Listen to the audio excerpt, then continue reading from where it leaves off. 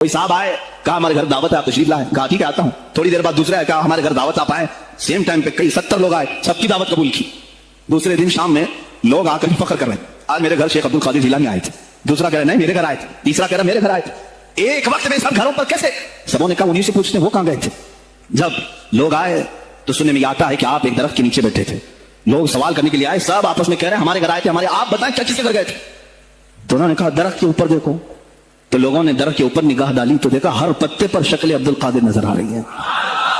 جی اچھا, یہ بات امتیوں کو اگر یہ مقام حاصل ہے تو رسول اللہ صلی اللہ علیہ وسلم کو تو بدرجہ اولا حاصل ہونا چاہیے. پر اللہ کے رسول بھی تو ہر جگہ موجود نہیں رہتے تھے. قرآن مجید میں اللہ تعالیٰ فرما رہے ہیں ذالک من انباء الغیب نوحیہ الیک وما کنت لدیہم اذ یلقون اقلامہم ایہم یکفل مریم وما کنت لدیہم اذ یختصمون. اللہ تعالیٰ فرما رہے کہ یہ غیب کی خبریں ہیں جو ہم آپ کی طرف وحی کر رہے ہیں, اور آپ وہاں ان کے پاس نہیں تھے. رسول اللہ سے کہا جا رہا ہے کہ آپ ان کے پاس نہیں تھے جب وہ قرآن اندازی کر رہے تھے اپنے قلموں کے ذریعے سے, اور جب وہ لڑائی کر رہے تھے تب آپ ان کے پاس نہیں تھے. رسول اللہ سے کہا جا رہا ہے کہ آپ وہاں موجود نہیں تھے.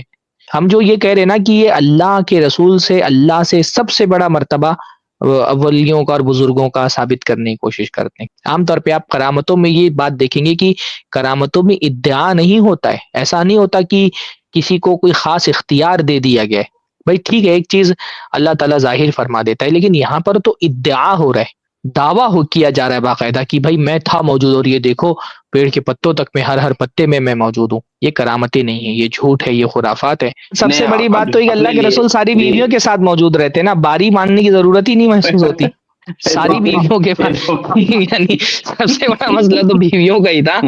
تو پھر تو اگر اس طرح کی صلاحیت ہوتی تو اللہ کے رسول صلی اللہ علیہ وسلم ساری بیویوں کے پاس بیک وقت موجود ہوتے. قرآن حدیث میں آتا ہے کہ اللہ کے نبی صلی اللہ علیہ وسلم سفر پر ہوتے تو قرآن دازی کی جاتی کہ کون سی بیوی اللہ کے رسول صلی اللہ علیہ وسلم کے ساتھ جائیں گی, تو قرآن دازی کی نوبت بھی نہیں آتی. ایک بیوی کے ساتھ سفر پر ہوتے, باقی بیویوں کے ساتھ گھر پر ہوتے.